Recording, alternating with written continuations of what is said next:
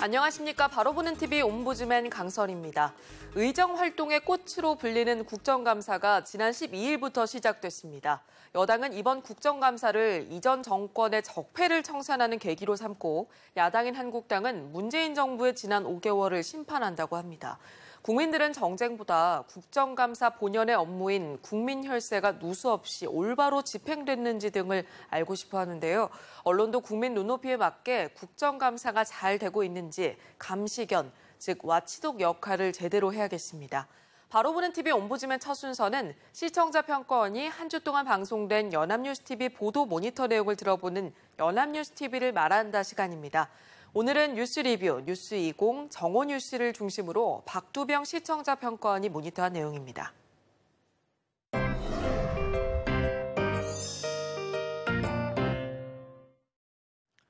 지난주는 긴 추석 연휴를 보낸 휴식의 시간이었지만 여러 가지 사회적 이슈들도 많았던 분주한 시간이기도 했습니다. 이번 주는 뉴스 리뷰의 어금니 아빠 사건, 뉴스20의 변화된 통신정책, 마지막으로 뉴스12의 고양이 학대 사건 뉴스 등을 중심으로 살펴보도록 하겠습니다. 추석 연휴에 사람들이 가장 많이 본 뉴스는 일명 어금니 아빠 사건이었습니다. 연합뉴스TV도 탐해체와 유사하게 비중 있게 다루었습니다. 지난 9일 뉴스 리뷰에서는 의붓 시아버지를 성폭행 혐의로 고소한 아내의 갑작스런 투신 자살, 그리고 한 달 뒤 희귀병을 앓는 딸의 중학생 친구가 집에서 사망하자 딸과 함께 강원도 영월 야산에 시신을 유기한 어금니 아빠 사건과 관련해 피의자가 살인 혐의를 극구 부인하고 의문투성이인 이번 사건을 재구성하였습니다. 지난달 5일 어금니 아빠로 불리는 이모 씨의 아내 최모 씨가 5층 높이의 집에서 뛰어내려 스스로 목숨을 끊었습니다. 남편의 계부에게 8년간 수차례 성폭행을 당했다고 경찰에 고소한 지 닷새 만입니다. 몸에서 일부 상처가 발견됐지만 경찰은 자살로 결론 지었습니다. 그리고 한 달도 안 돼 집안에서는 딸의 친구인 여중생 김모양이 숨지는 일이 발생했다고 보도했습니다. 지난달 30일 낮 12시쯤 김양은 이 씨 딸의 초대를 받아 함께 집에 들어갔다가 연락이 끊겼고 같은 날 밤 11시쯤 경찰에 실종 신고가 접수됐고 다음 날 오후 김양의 시신이 담긴 것으로 추정되는 대형 가방이 외제 승용차로 옮겨지는 CCTV 영상을 통해 확인할 수 있었습니다.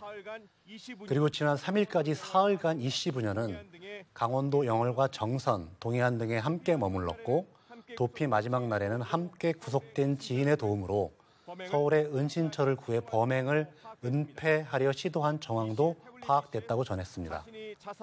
이 씨의 태블릿 PC에서 자신이 자살하려고 준비한 약을 먹고 김양이 숨졌다며 살인 혐의를 부인하는 취지의 동영상이 발견된 것입니다.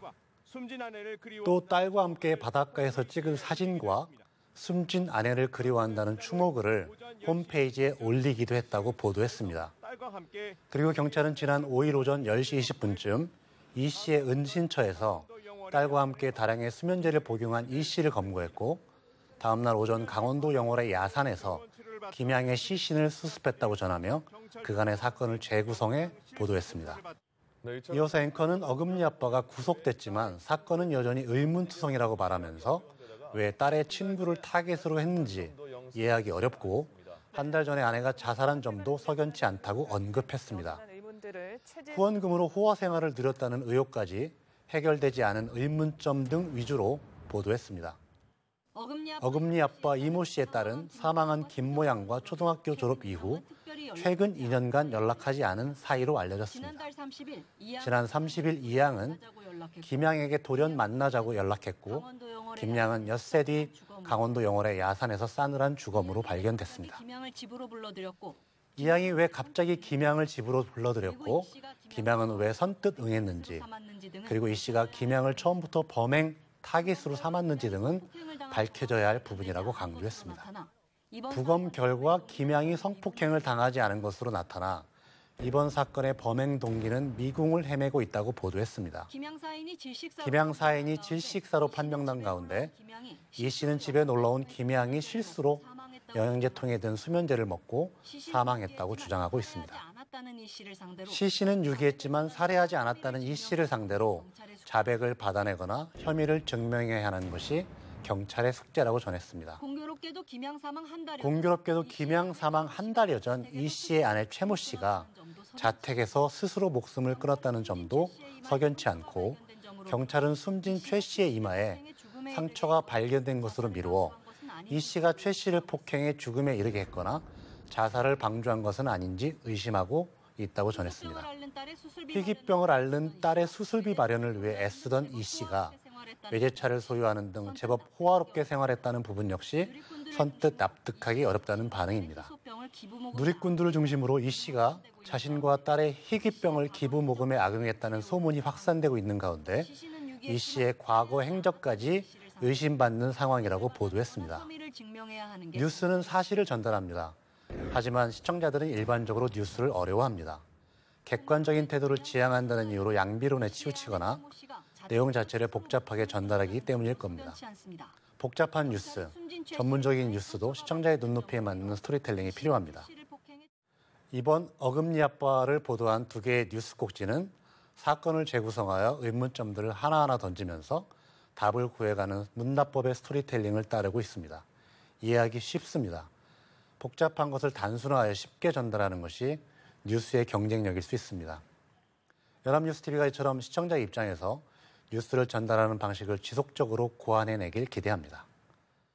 10월 9일자 뉴스20에서는 선택 약정요금 25% 할인과 지원금 상한제 폐지 등 최근 통신정책의 변화를 취재하였습니다. 또한 추석 연휴 기간의 불법 보조금과 눈속임 영업 실태를 보도하였습니다. 뉴스는 휴대전화 판매점이 밀집한 서울의 한 상가에 새 휴대전화를 사려는 사람들이 가득한 상황을 보여주면서 단속을 피하기 위해 계산기로 소비자와 조심스럽게 대화를 이어가는 모습 등을 몰카 형식으로 내보냈습니다. 출고가 109만 원대의 갤럭시 노트 8은 최소 40만 원에, 출고가 94만 원의 V30은 35만 원대에 판매되고 있었습니다. 번호 이동과 고가 요금제 선택 등 조건을 내걸어 갤럭시 노트 8을 100원에 팔겠다는 곳도 있었는데 이는 기존 가입자와 번호 이동 가입자 간 차별을 금지한 단말기 유통 구조 개선법을 위반한 사례에 해당합니다. 해당 상가의 직원은 요금 납부를 카드로 돌리고 휴대전화 자체를 할부로 하면 25% 요금 할인을 받으면 거의 단말기는 무료라고까지 이야기합니다. 이동통신 3사의 번호 이동 수치는 지난 6일과 7일 이틀 연속 방송통신위원회가 보는 과열 기준 2만 4천 건을 넘었다고 보도했습니다. 전문가들은 무조건 싸다는 말에 현혹되지 말고 꼼꼼히 계약 조건을 확인해야 한다고 조언하고 있습니다. 윤문용 녹색소비자연대 정책국장은 인터뷰에서 정확한 단말기 금액과 25% 선택 약정 할인은 1년으로 하고 또 페이백 조건은 되도록 삼가하라고 조언하였습니다. 기자는 진정으로 소비자들을 위한다면 선심성 보조금 지급이 아닌 불투명한 단말기 유통구조와 고가 요금제 개선이 우선이라는 목소리가 높다는 평가와 함께 보도를 마무리했습니다. 선택 약정 요금 25% 할인과 지원금 상한제 폐지 등 최근 통신 정책의 변화를 전달한 점은 유용한 정보일 수 있습니다. 하지만 휴대폰을 구매하려는 소비자는 뉴스를 보고 나서도 쉽게 이해가 되지 않습니다. 정부의 통신 정책을 위반한 업소에 대한 비판과 소비자가 구매 시에 유의해야 할 내용이 섞여 있기 때문입니다. 이럴 경우에는 정부의 통신 정책에 변화된 맥락과 내용을 먼저 소개하고 이어서 이것이 소비자에게는 실제적으로 어떤 영향을 주는지를 짚어주는 것이 뉴스를 이해하는 데 도움이 될 것입니다. 뉴스는 쉬워야 합니다. 세 번째 평가 내용입니다. 지난 추석 연휴 기간 중에 연합뉴스TV는 길고양이 학대 사건을 보도했습니다. 지난 10월 8일 뉴스 1, 2에서는 길고양이를 마구 때리고 소변까지 보는 등의 학대를 자행한 20대 남성이 영상을 직접 찍어 인터넷에 올렸는데 네티즌의 제보로 금세 덜미가 잡혔다는 내용이었습니다. 이 뉴스의 영상 구성은 제보 영상과 현장 영상으로 구성되었습니다. 제보 영상에서는 새끼 길고양이 한 마리가 철거촌 한 구석에 내몰린 채 누군가의 막대기에 공격을 당하고 얼굴이 찔리는 모습과 우물로 가득한 항아리에 감금된 채 소변을 고스란히 뒤집어 쓰는 엽기적인 장면이 리얼하게 담겼습니다. 현장 영상에서는 사건이 벌어진 장소에서 학대받은 고양이를 찾는 동물단체의 활동가들의 모습을 다루었고, 동물보호법이 엄연히 있고 처벌 수위는 점점 올라가고 있지만 사법부의 미온적인 태도, 솜방망이 처벌, 이런 것들 때문에 동물학대에 대한 경각심이 일어나지 않는다는 내용의 인터뷰를 보여주었습니다. 동물학대를 다루는 뉴스는 학대자와 동물보호단체만의 문제인 양 거리를 두고 보도하는 경우가 많았습니다. 이상한 성격의 학대자 대 이를 고발하는 유난스러운 모동물단체라는 관계 설정을 따르기 쉽습니다. 타 매체가 여전히 제보 수준의 가십성으로 이번 사건을 다루는 아쉬움을 남긴 것에 반해 연합뉴스TV의 고양이 학대 보도는 기존 보도 관행을 넘어선 사례로 보입니다. 실제로 벌어진 학대 정황과 동물단체명을 분명하게 밝혀주었고, 제보 이외에 추가적인 현장 촬영을 얻은 생생한 영상은 동물학대의 심각성과 동물학대가 처벌이 대상이 된다는 점을 효과적으로 알리는 데 기여한 것으로 평가합니다. 연합뉴스TV가 이처럼 기존의 보도 관행을 넘어서서 시민들의 실제 관심사를 진지하게 다루어주고 우리 사회가 나아갈 방향을 제시해 줄 수 있는 책임 있는 언론이 되기를 기대합니다.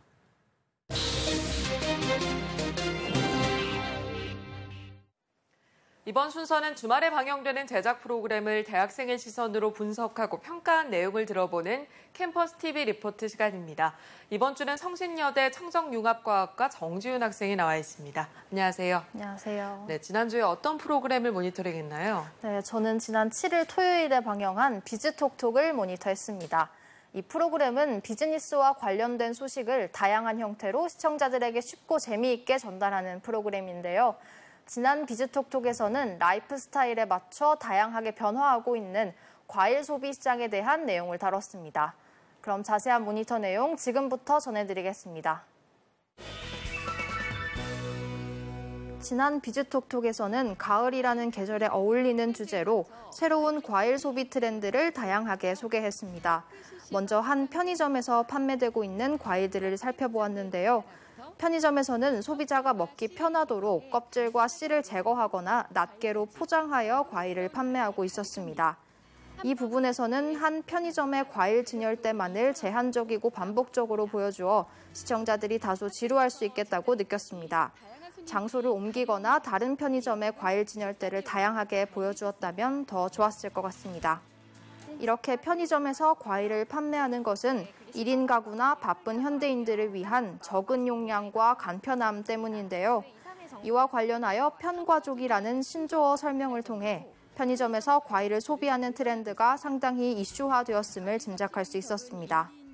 또한 자막으로 특정 글자의 색을 다르게 표시한 점은 한눈에 그 뜻을 이해하기 쉬워 좋았습니다.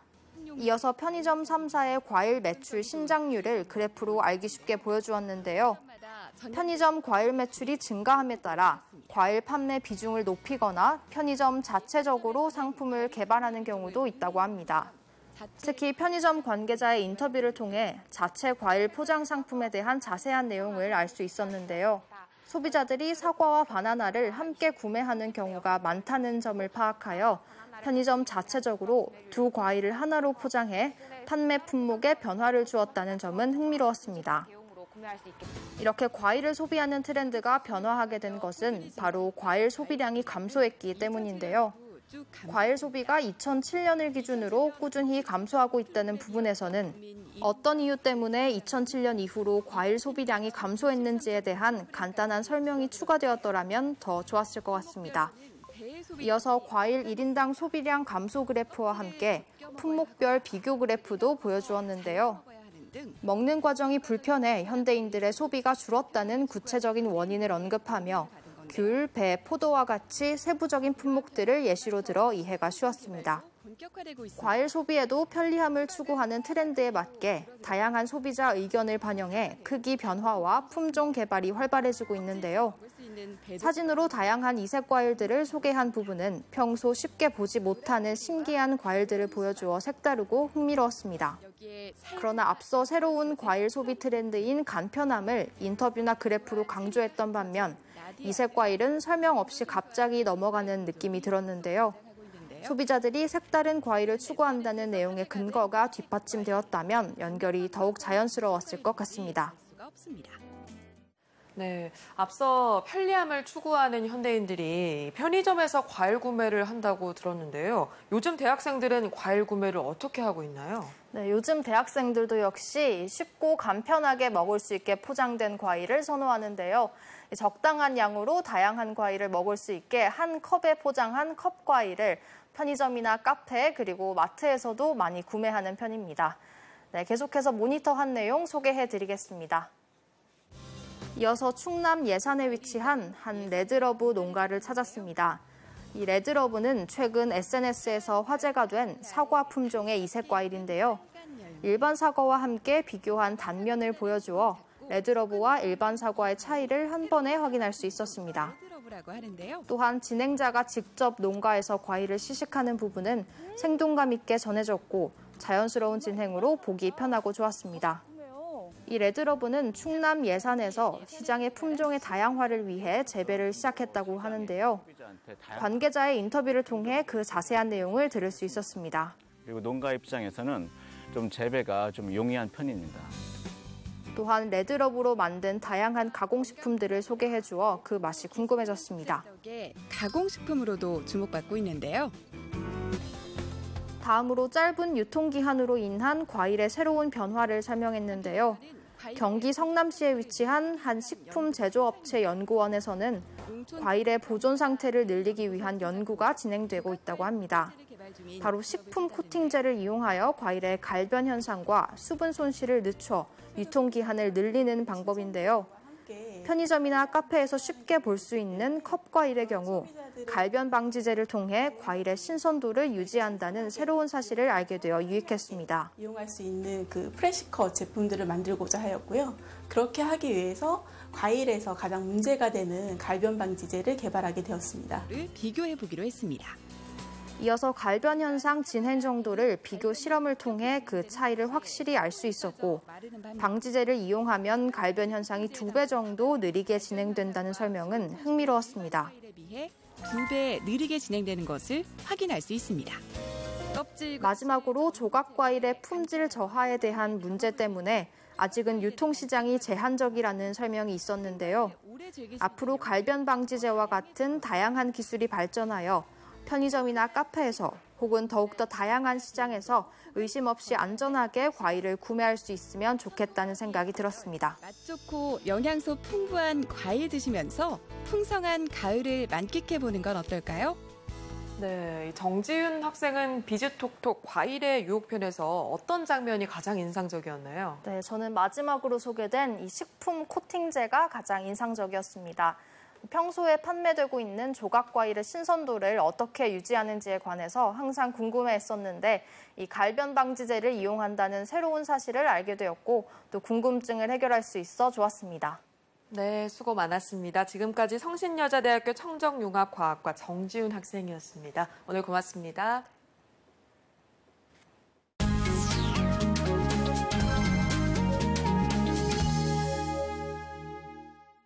South Korea has doubled since the Chorus Treaty was put into effect.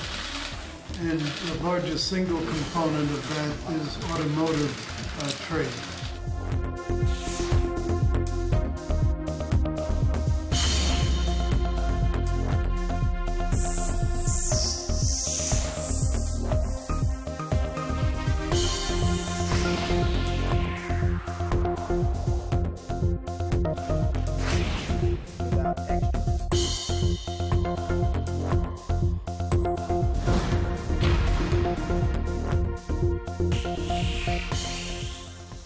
한국과 미국이 한미 자유무역협정, 한미 FTA 개정 협상에 착수하기로 사실상 합의했습니다. 트럼프 미국 대통령은 대한국 무역 적자의 약 80%를 차지하는 자동차를 불공정 무역의 대표 사례로 지목해 왔는데요. 이 밖에도 농축산물, 철강 분야도 미국의 개정 요구 공세가 더 거세질 전망입니다. 오늘 TV와 비평에서는 한미 FTA 개정 협상 착수와 관련해서 한국과 미국 언론에서는 어떻게 보도하고 있는지 자세히 살펴보겠습니다. 명지대학교 디지털미디어학과 최선규 교수 나와 있습니다. 안녕하세요. 안녕하세요.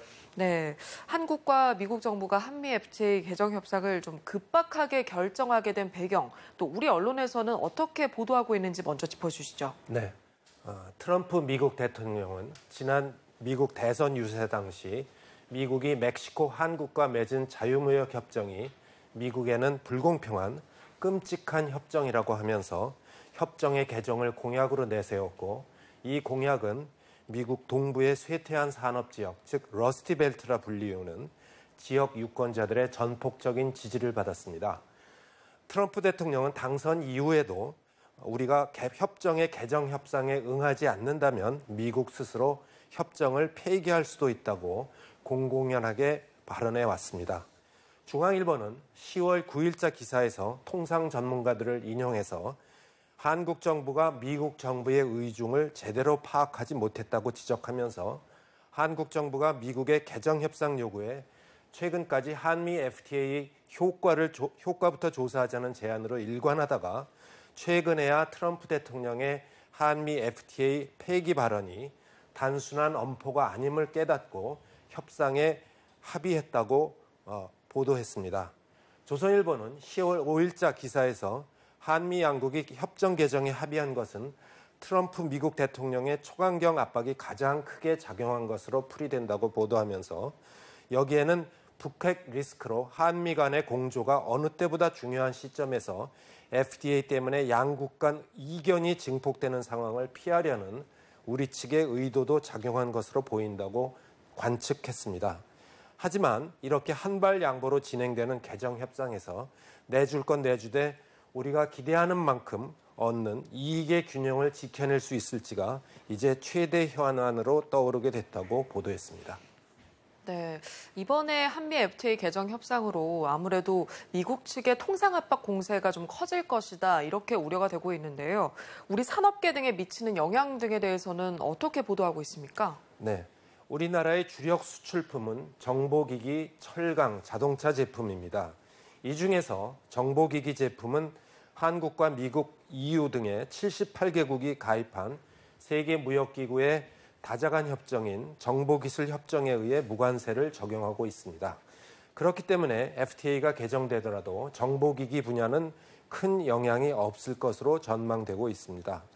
철강 제품도 한미 FTA와 상관없이 세계무역기구 협정에 의해서 무관세를 적용받고 있습니다만 미국은 지난 3월부터 우리 철강 제품에 대해서 긴급 무역 제한 조치를 발동해서 반덤핑 관세와 상계 관세 등을 부과하고 있습니다.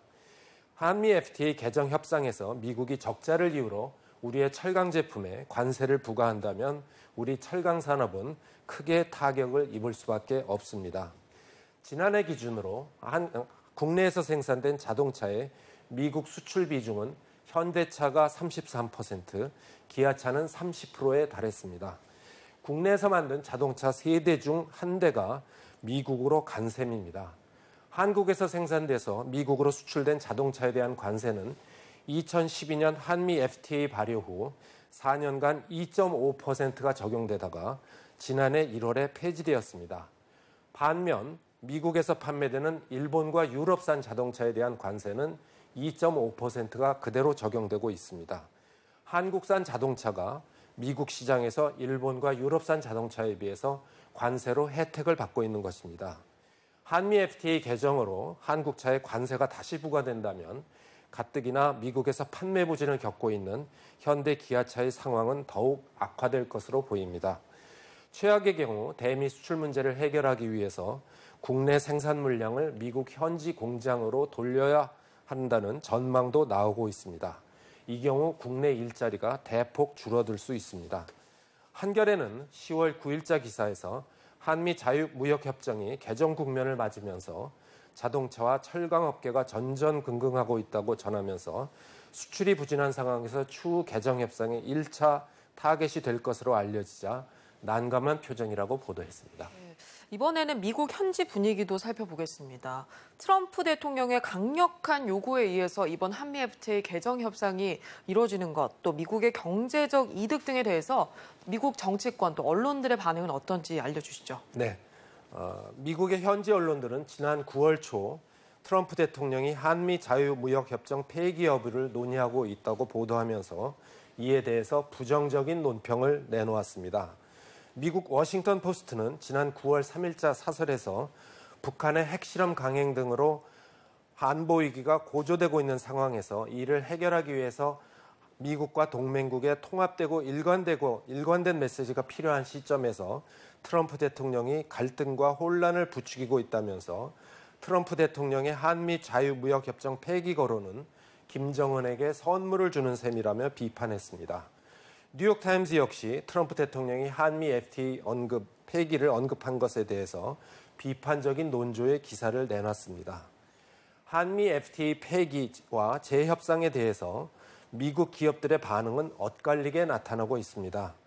국내에 진출한 700여 개 미국 기업들의 모임인 주한미국 상공회의소는 한미 FTA 폐기는 양국 경제에 큰 타격을 입힐 뿐만 아니라 한미 관계를 악화시킬 수 있어 우려된다며 한미 FTA 폐기에 대해서 반대 입장을 밝힌 바 있습니다.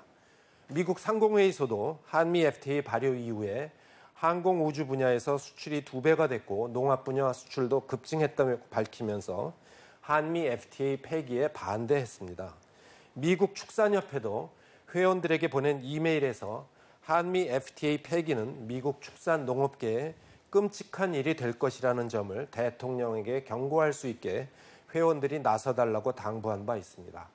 반면 미국의 철강 가전업계 등에서는 협정 개정을 통해 시장 경쟁력을 회복하고자 하고 있습니다. 네, 국가 안보 위기 속에 이렇게 한미 FTA 개정 협상 소식까지 들리면서 아무래도 이런 때일수록 언론의 역할이 참 중요할 것 같습니다.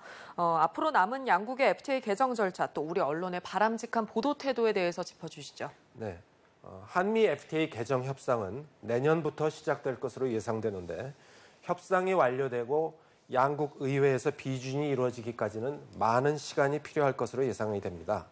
2005년 2월 양국 간 논의가 시작된 한미 FTA가 2012년 3월 발효될 때까지 무려 7년이 흘렀습니다.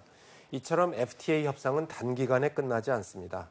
다만 최초의 한미 FTA 협상 때는 양국이 첫 FTA를 맺는 것이라 실무에 많은 시간이 걸렸지만 개정 협상에는 많은 시간이 필요하지 않을 수 있습니다. 그러나 개정 협상 또한 협상이니만큼 국내 이해관계자들의 의견을 모아야 하고 손해를 보거나 납득하지 못하는 산업계를 무마하기 위해 보상책을 마련해야 하는 등 국내 협상 단계를 겪어야 합니다. 미국도 여러 산업계의 이해관계를 조정하는 등 자국 내 협상을 하는 과정에서 축산 낙농업계 등의 반대 여론을 극복해야 하는 과제를 안고 있습니다. 지난해까지 통상 분야의 핫 이슈였던 환태평양 동반자 협정은 수년간의 협상 끝에 2005년 10월 가까스로 타결됐지만 1년 뒤 트럼프 대통령의 당선 이후에 없던 일처럼 돼버린 바 있습니다. 마찬가지로 한미 FTA 개정 협상도 미국의 다음 대선 결과에 따라 어떻게 될지 모르는 불확실성에 있습니다. 우리 언론은 한미 FTA 개정 협상의 진행 과정에 대해서 관심을 갖고 지속적으로 보도해야 할 것입니다. 네, 오늘 말씀 감사합니다. 지금까지 명지대학교 최선규 교수였습니다. 고맙습니다. 네. 네, 소설가 한강 씨가 지난 8일 뉴욕타임즈에 미국이 전쟁을 언급할 때 한국은 몸서리친다라고 이러한 제목으로 기고한 글이 미국에서 큰 반향을 일으키고 있습니다. 특히 한강 씨는 평화가 아닌 어떤 해결책도 의미가 없다고 강조했는데요. 이 기고문은 이날 온 오프라인을 통틀어서 가장 많이 읽히고 논쟁의 중심에 오른 글 가운데 하나로 꼽혔습니다. 북핵 이슈에 대해서 미국인들 역시 뜨거운 관심을 가지고 있는 것 같습니다.